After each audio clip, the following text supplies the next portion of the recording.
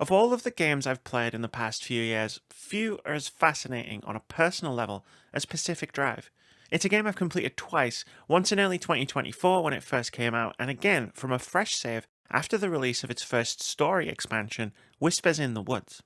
I can confidently say, after two full playthroughs, that it's one of my favourite games. If you stick around here long enough, you'll hear the phrase, "This is one of my favourite games" a lot, because I say it a lot. I've got a lot of love to give. What makes it fascinating on a personal level is trying to dig into why that is, because on the surface, it's a game that shouldn't have clicked with me at all. The game is set in the Olympic Exclusion Zone, an area of the Pacific Northwest where a group of scientists scienced too hard, unleashing all manner of anomalies that bend or break the laws of physics, creating an area so dangerous that it needed to be walled off in an attempt to contain the very real threat they posed. The setting and vibes of science gone wrong in an already naturally eerie section of the world, one which has been used time and again as the setting of some of my favourite pieces of fiction, is just about the only thing the game has going for it, at least on the surface from the outside looking in. Pacific Drive's blending of genres and gameplay mechanics reads like a laundry list of things I don't personally like in video games. The main conceit in the game is that you drive a car through and around these anomalies, with a heavy emphasis on survival as you scavenge the OEZ, yes, I'm English, for the supplies you need to maintain and upgrade both your car and the garage that acts as your home base. Driving, crafting, survival, horror. Take away the horror, and this is a recipe for a game I wouldn't ordinarily give a second look. And the horror itself is not particularly strong. This isn't a horror in the same way that Silent Hill or Amnesia are horror. Pacific Drive is a game that isn't really ever scary. Instead, its various anomalies and environments sometimes feel a little eerie or unsettling. At least until the expansion anyway, but we'll get to that later. And yet, as I mentioned already, Pacific Drive is up there as one of my favourite games. Despite the fact that I don't ordinarily care for most of these individual game mechanics, the specific way Ironwood Studios has blended them together is incredibly compelling to me. And that is fascinating. Before I start to deconstruct those thoughts, however, I need to get a few things out of the way. Just bear with me for a second. The first and most important point for the comfort of anyone watching this video is about the footage on screen. Pacific Drive is a first-person game where you drive a car. If you're susceptible to motion sickness, this might be a video to listen to rather than watch. Often you have to look around while driving to spot potential treasures or buildings or to avoid trouble. Sometimes you drive the car really fast, and frequently you drive the car off-road, which can get bumpy. Occasionally you do all three of these things at once. And that's not even getting into the occasional spectacular crashes or accidents you get into. Like this one.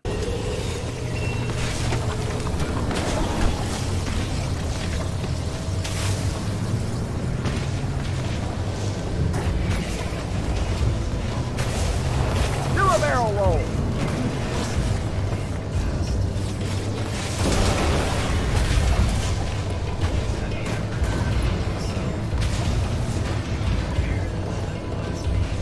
I also want to bring up something you're probably going to notice as you watch the video. While I was playing this game, I was plagued by moments where it would freeze when I switched between items on my hotbar or when entering or exiting the car. While I was playing the late game and the DLC expansion, Whispers in the Woods, there were 2 or 3 patches released that significantly reduced these stutters. And since I finished playing, the game has been patched another couple of times, at least according to the PS5 notifications I keep getting. I wanted to make a note of this here because while I undoubtedly captured a lot of them due to when I recorded this footage, they're not indicative of how the game performs now, but because of their frequency, they're probably going to be very difficult to edit around. Lastly, this is your obligatory spoiler warning. I've pretty much avoided talking about the story in this video, so you're mostly safe from major plot spoilers, but if you have an inclination to play Pacific Drive, now would be a great time to stop this video and go and play the game for yourself. Although before you go, I do want to say that according to PlayStation Trophy Stats, 3.8% of players finished the game, but only 3.3% equipped a special bobblehead yet just before the final mission on their dashboard, which means that 0.5% of Pacific Drive players on PlayStation 5 are monsters. Don't be a monster. Equip the bobblehead. One of the game's greatest strengths is exploring, of seeing something new and thinking, what the fuck is that, before quickly finding out what the fuck that is. But also of trying to complete whatever objective you set out to accomplish, whether that's a narrative objective, or just finding the specific materials you need to build an upgrade you want, and dealing with the varied combinations of anomalies you'll encounter along the way. The more you know about Pacific Drive in advance, the less you'll be surprised, and surprise is a key element of why this game is as good as it is. Pacific Drive opens from a position that's going to become intimately familiar to you throughout your playthrough, behind the wheel of a car. You're a delivery driver making some kind of delivery somewhere in the Pacific Northwest. The route you're following takes you close to the outer wall of the Olympic exclusion zone and eventually onto a dirt road right outside. Suddenly, a portal opens up and swallows you whole, and you awaken on the other side of the wall, the car you were driving now deconstructed into its component parts, which are floating on the path ahead of you. Which is your first clue that this is a place where the laws of physics are optional. Enter the Remnant, a beat-up, rusted old station wagon that's falling apart so badly it doesn't even have 4 tires attached to it when you come across it. You fix it up as best you can, both as a means of traversing this strange area as fast as possible and to offer you some protection against the spreading radiation, eventually finding your way to an old, abandoned garage that will become your new home. In most other, more traditional driving games, you take on the role of the car itself. You may create an avatar or even ostensibly play it as a character who is a driver, but you only ever control the car. So much so that I'd say the car is the playable character as opposed to the person behind the wheel. In Pacific Drive, you play it as a person who frequently has to drive a car. It might seem like I'm splitting hairs with this point, but I think this slight perspective shift says a lot about why Pacific Drive's driving feels a lot different from a Forza or Gran Turismo. It's a hard sensation to put into words. It's an I know it when I feel it kind of thing. It's not simply a consequence of needing to exit the car frequently, or either to explore buildings, scavenge supplies, or repair or maintain the car. Even in a game like Grand Theft Auto, for example, when the character you're controlling enters a vehicle, it feels kind of like they cease to exist and the car becomes the playable character. There's a satisfying physicality to your existence in the world of Pacific Drive, one which stems from both the mechanics of driving and how you interact with the world in general. The headline of Rock Paper Shotgun's review of the game called it an unwieldy survival game, and I think that's quite an apt description, although I don't believe that is a negative description at all. When you first begin driving the station wagon after patching it up with whatever spare parts you find lying around the garage, it's a hard car to drive. The base tires aren't up to much, especially when you need to go off-road, and you will need to go off-road frequently. The panels, doors and bumpers you start with are one strong gust of wind away from crumpling in on themselves or flying off the chassis. The battery doesn't hold much charge, meaning you need to be frugal with your use of the car's fairly pathetic headlights or even just leaving it idle. The engine is practically clapped out, it doesn't have much top speed, and takes an age to accelerate to a speed you would consider useful. All of this makes taking the long road trips of Pacific Drive fairly hazardous, and that's before factoring in the fallen trees and rocks, or the fact that the roads in the OEZ are in a terrible state of disrepair. And then there are the actual obstacles of the game, the numerous anomalies, most of which are hostile and need to be navigated around safely, or at least as safely as possible.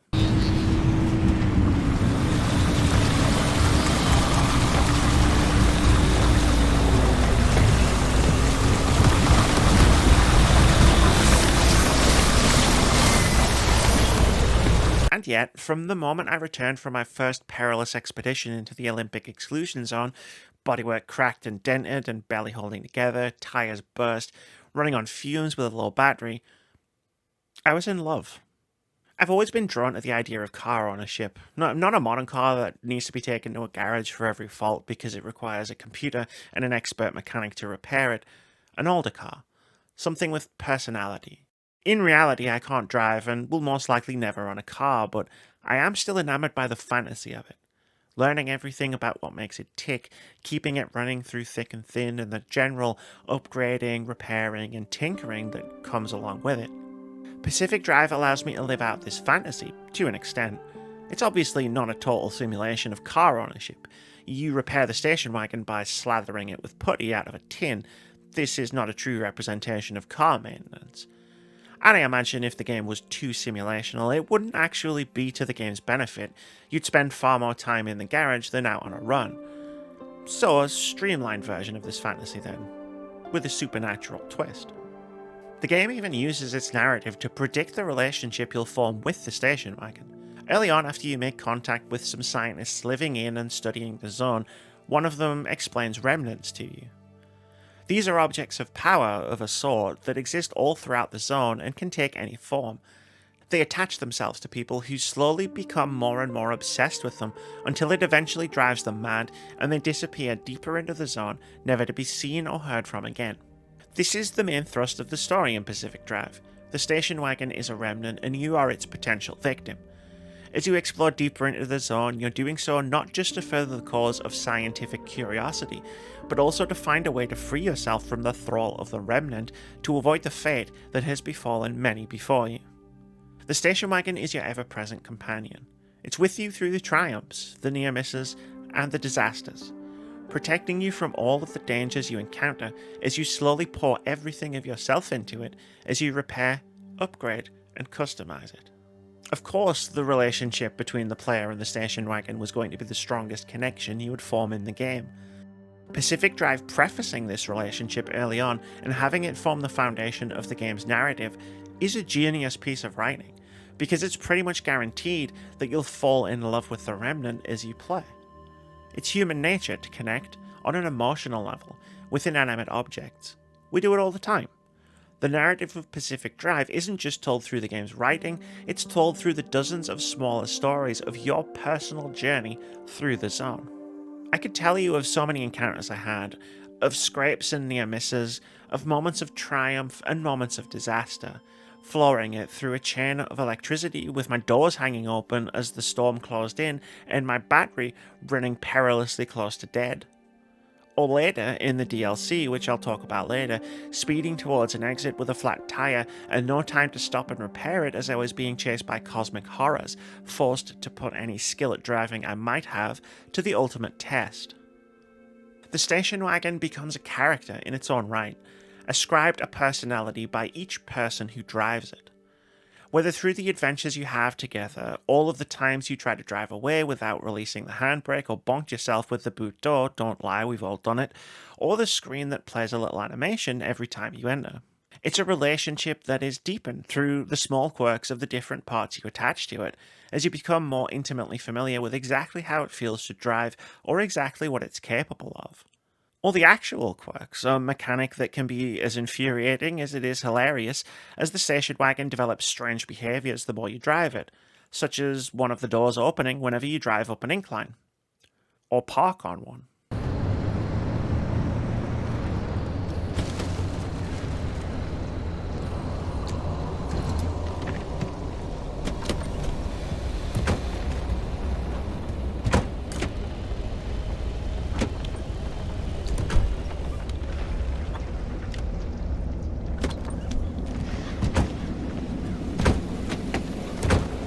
It's a deeply compelling and memorable relationship, even without the narrative framing.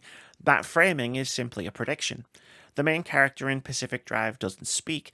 At no point do they ever actually indicate within the game that the remnant has any kind of hold over them, because it's a relationship that takes place directly between the player and the car. Like the man said, treat her right and she'll be with you for the rest of your life. And not just because the zone is a death trap that will kill you in seconds.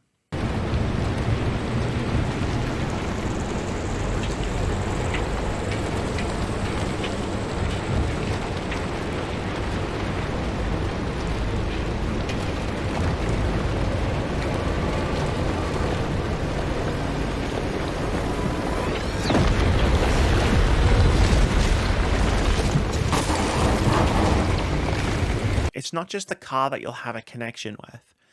The garage is your home, your bastion of calm amidst the swirling chaos of the Olympic exclusion zone. Each time you return, the garage is a welcome sight, as you're able to take a breather and blast some tunes out of the radio as you work on the station wagon. Pacific Drive is built around an incredibly compelling gameplay loop that begins and ends at the garage.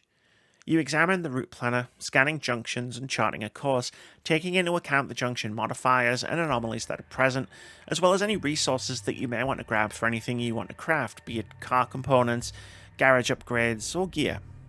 Then you set out, going junction by junction, checking out points of interest and stopping to scavenge along the way while dodging anomalies and trying to make it back in one piece.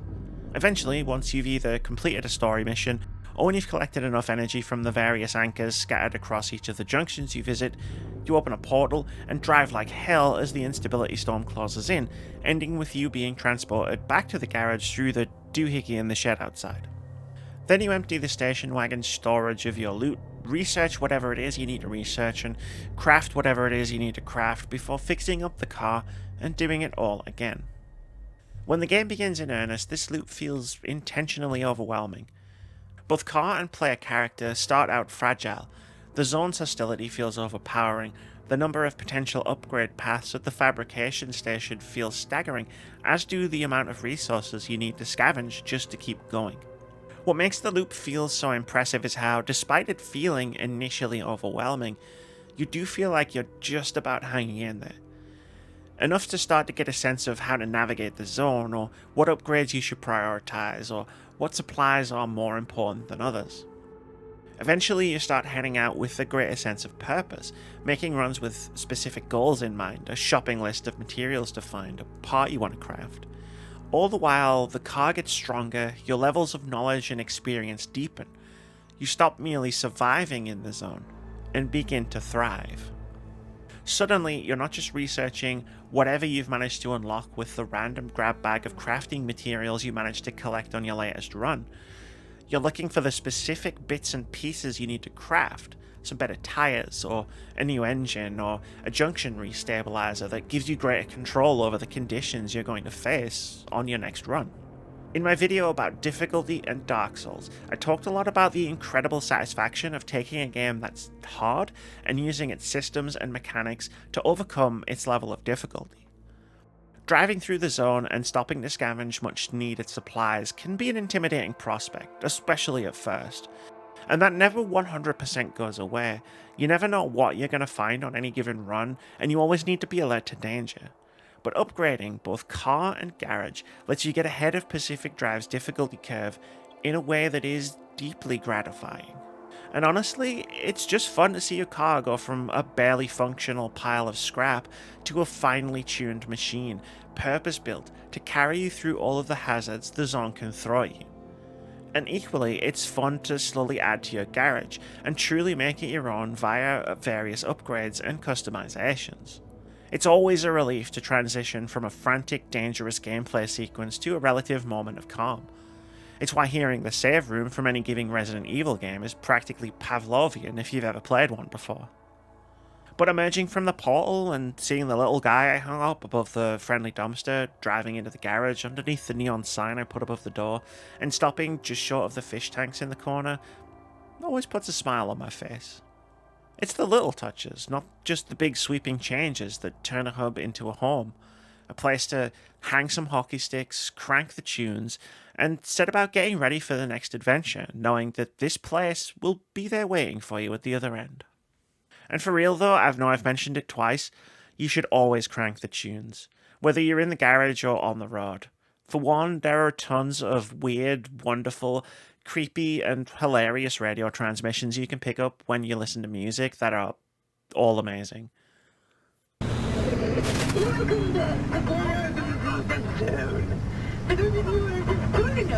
When you were Elaine, hello, it's excellent chef who is going to keep the perfect holiday. Well, make a boiled egg, you put it in a pot, and then you put the pot inside of an egg. I mean, actually, you do the opposite. You put the egg inside of the pot, and then you put it on the stove. Oh! Well, I mean,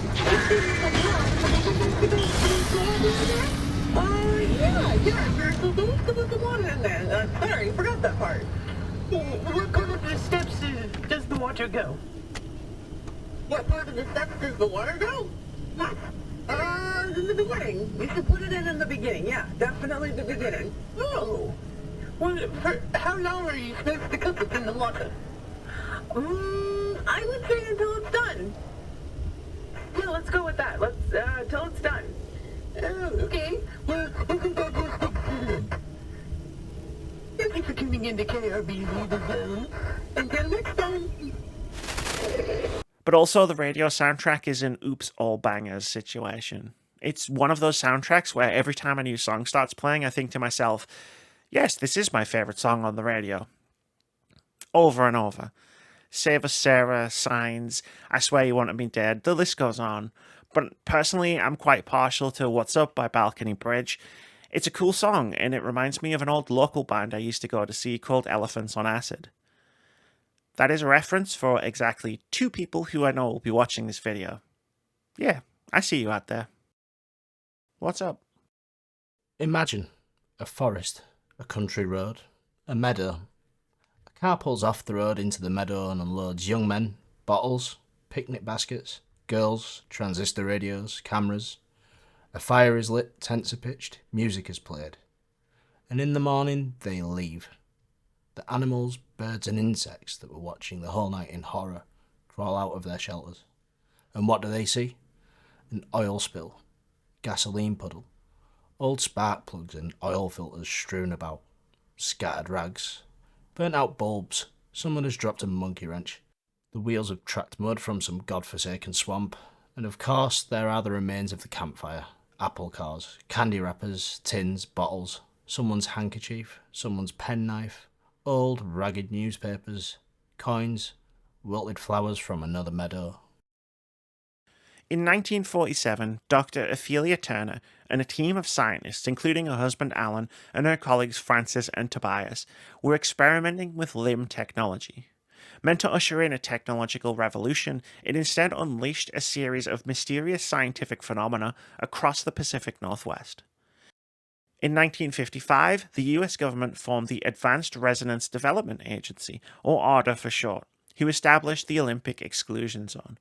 They sealed off part of the Pacific Northwest in an attempt to contain these anomalies.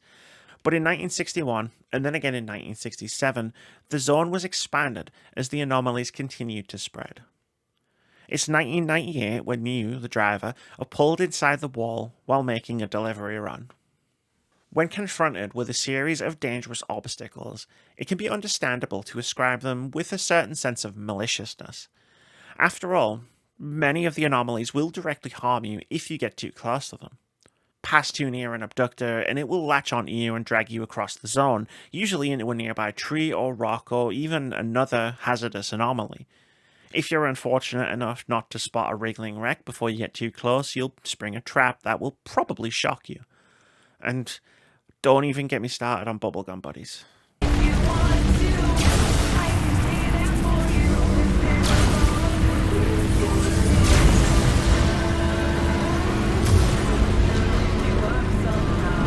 Looking good, driver.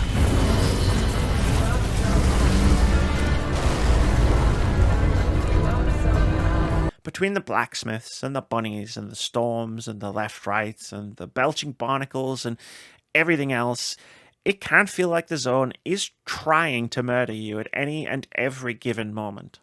The quote I opened this chapter with is from Roadside Picnic, a 1972 science fiction novel that deals with the aftermath of an alien visitation of Earth. The purpose of the visit is debated among the characters, but one character describes the various anomalies that were left in the aliens' wake as the remnants of a roadside picnic, that the aliens didn't actually have any grand purpose in their trip to Earth. The anomalies weren't maliciously placed to harm humans or the planet, but were simply so thoroughly alien and incompatible with the environment that they changed it, warping it into something hazardous. And so it is with the anomalies of the Olympic Exclusion Zone. They aren't obstacles per se, nor do they hold any specific malicious intent towards the player. They're more akin to a force of nature, or a new ecosystem that behaves differently to the one that came before. They simply exist, with a different set of rules to the one that govern how things work outside the wall. Does this make Pacific Drive a horror game? Not really, no. The game frequently has some eerie vibes. It has moments of being creepy or unsettling, but I wouldn't say it's a particularly scary game. Though I should point out, I've been a fan of horror games since I was way too young to actually be playing them. So your mileage may vary on how scary you find the game. That was a weird rhyme that I did not plan. A lot of the eeriness comes from the setting. There's a reason the Pacific Northwest has become something of a horror icon in its own right. The dull, foggy weather it's most associated with and its vast forests and backroads pair well with the anomalies to create a spooky atmosphere. Pacific Drive is less of a horror game though, and more one about creating pressure. There's so much out there that can hurt you, kill you, or cause you significant problems that each new junction feels tense, especially with the added pressure of knowing the instability storm will start closing down on you if you linger for too long. The junction modifiers can significantly add to this pressure. Some are fairly benign or passive, merely shrouding an area in perpetual darkness or a heavy fog. Others will affect the anomalies themselves, such as making abductors more aggressive or cause tourists to more actively pursue you through levels. Others still can turn your own car against you by giving it a mind of its own, or cause radioactive chunks of debris to rain from the sky, or deplete your resources faster by draining your fuel or battery at a frankly alarming rate. All of this blended together can make the pressure significant, and there were plenty of times during runs I felt tense, but never more than slightly creeped out. This isn't a criticism of the game, just to be clear. I absolutely adore the vibes and atmosphere this game puts out. It's scary in theory, but not so much in practice. Take the tourists, for example. Their behaviour is similar to the weeping angels from Doctor Who. They move when you don't look at them. It can be disconcerting to suddenly turn around and be surrounded by them, but their behaviour is fairly benign. They seem to be mostly just curious, unless you kick one or drive into a group of them.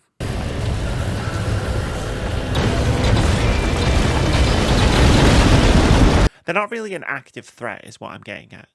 Even when you drive into a junction with the something's moving condition, which causes them to be more active in their pursuit of the player, the increased danger in that scenario comes more from them being in your way more frequently than from them attacking you in some way. In fact, some of the tourists even seem to want to be helpful. They'll sneak up on you and toss you some items. Sometimes these items might even be useful. I mean, they try their best, and I appreciate them for it, even when they gave me a heart attack.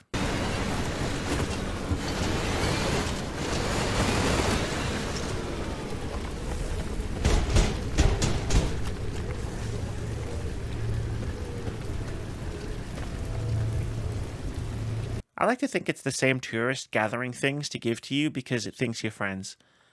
I call him Richard. I think I didn't move for him, though. How about Richard? Yeah, I like that. Alright, Richard, let's get to work.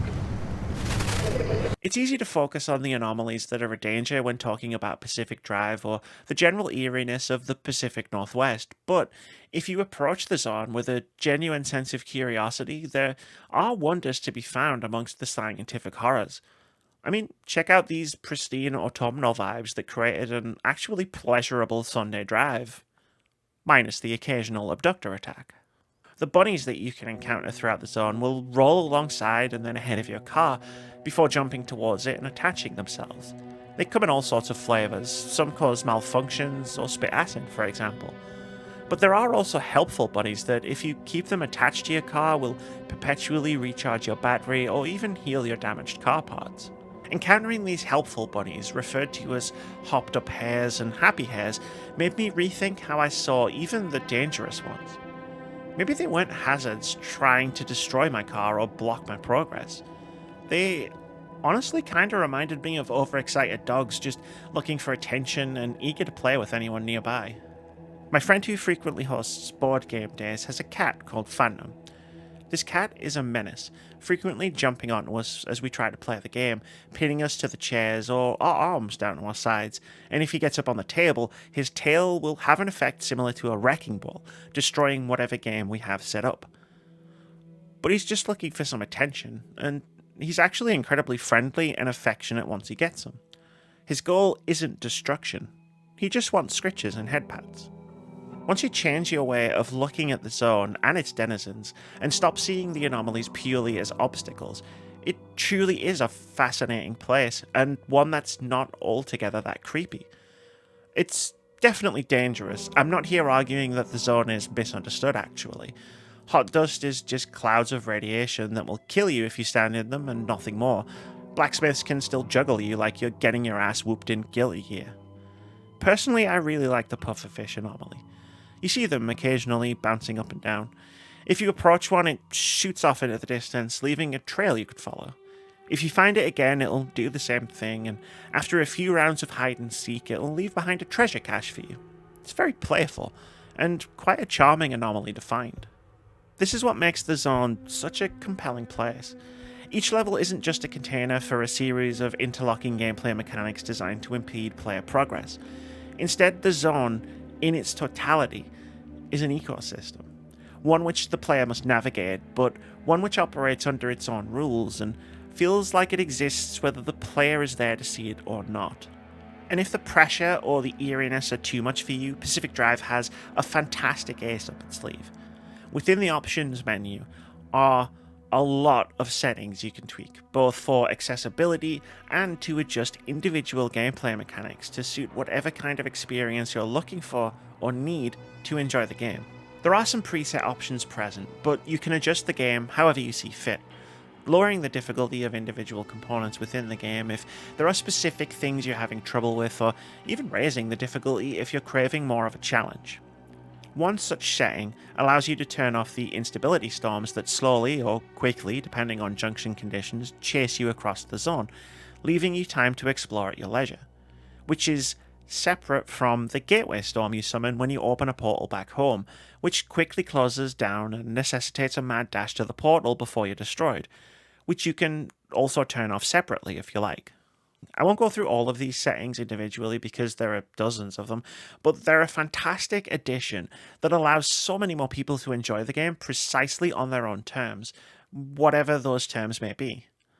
So much of this game is malleable that it's genuinely impressive. A lot of the creepiness of the game can be mitigated this way too. You can make nights shorter or make them brighter, allow your headlights to shine indefinitely regardless of how full your battery is, or make yourself or your car take less damage, or no damage. As you can see on the screen, the options are plentiful. I even ended up using some of these options myself at various points. In the DLC, which I'll talk a little bit about in a few moments, the first set of levels takes place in junctions that are in perpetual twilight and covered in fog.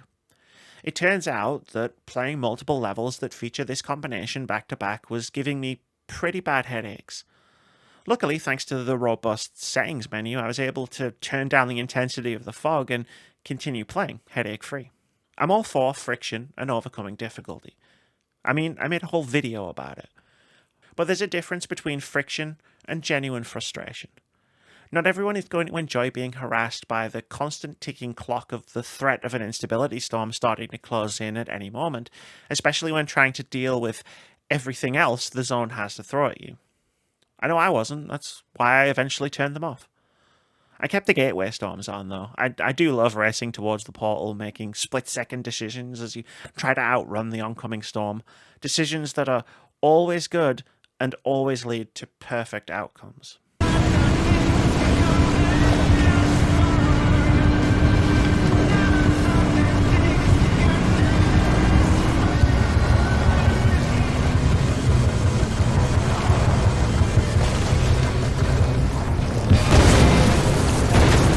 Anyone you can walk away from, as they say.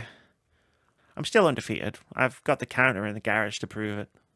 The sheer amount of adjustments you can make to Pacific Drive and the care that's been put into how granular the options are make it easy to mitigate points of frustration while still preserving the core of the game.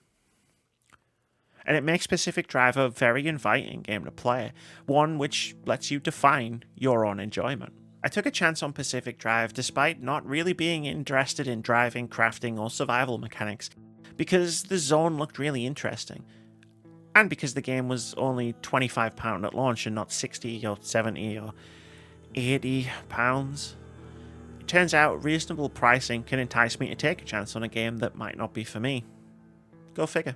This is the part where if I was writing a typical review style video, that I would tell you that Pacific Drive is greater than the sum of its parts. It's one of the many cliches game reviewers have in their back pockets. I would know, I used to be one, for my sins. Breaking a game into its individual parts and assessing them separately, I feel, is a poor way to discuss a piece of art.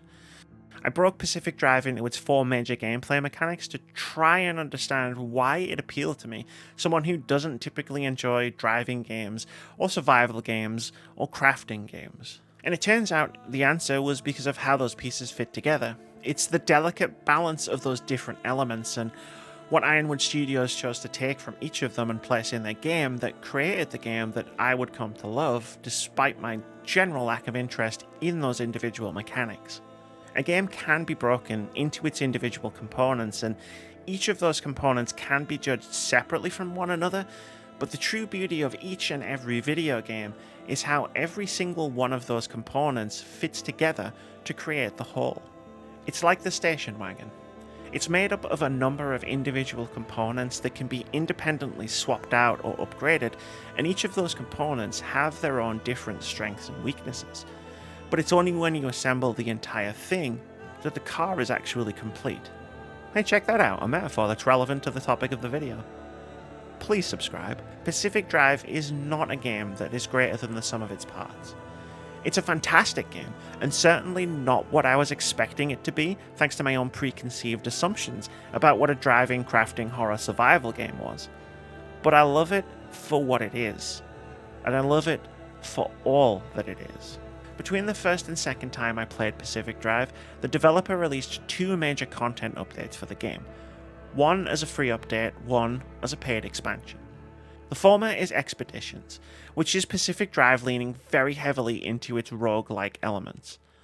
You go on expeditions that increase in challenge with each successive completion, with a heavier focus on scavenging for parts to use in those specific runs. Which is fine, it's just not really my cup of tea. I'm glad it exists for people that like that sort of thing.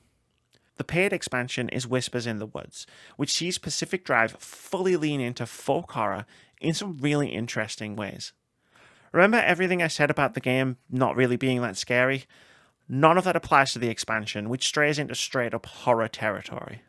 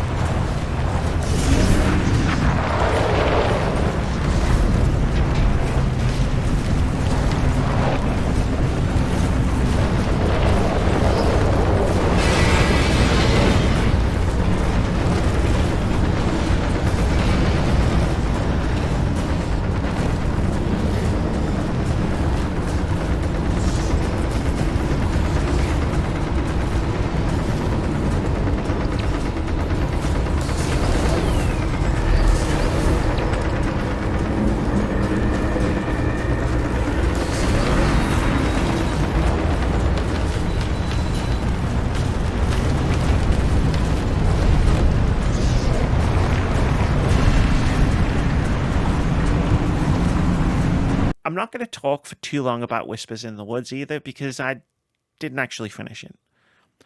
On paper, Pacific Drive taking a turn into full-on folk horror should be exactly my kind of thing. But the thing about paper is that it crumples.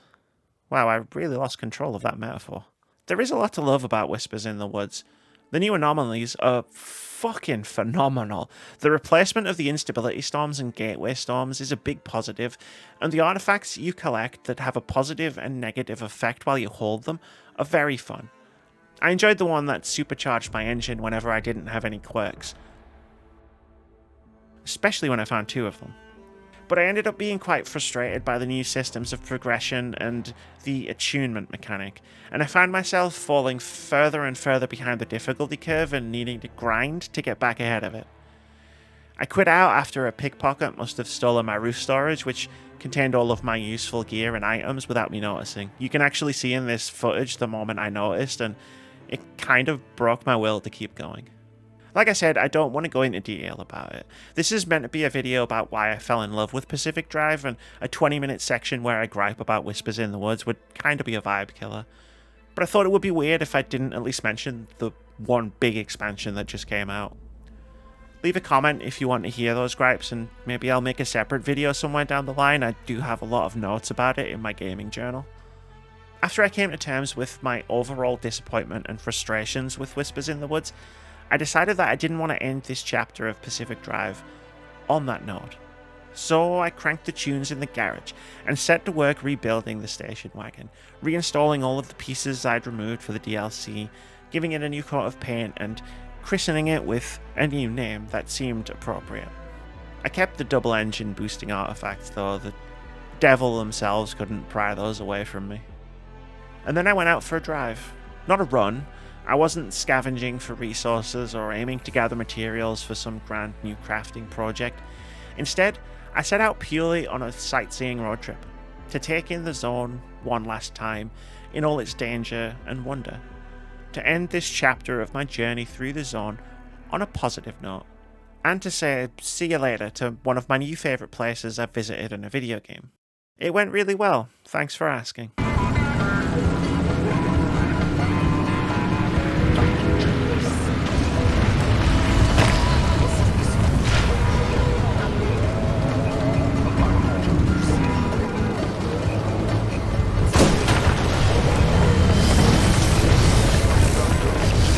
At the end of the base game, Oppie says that the zone has many more stories to tell. My hope is that statement wasn't just a thematically appropriate way to wrap up the driver's first journey through the zone, but a signal to the future. Because as much as I ultimately didn't click with Whispers in the Woods, the Olympic Exclusion Zone is an incredibly solid foundation for all kinds of cool road trips, and I'll be here for every single one of them. Maybe one day we'll even get to have a roadside picnic of our own. Thank you very much for watching.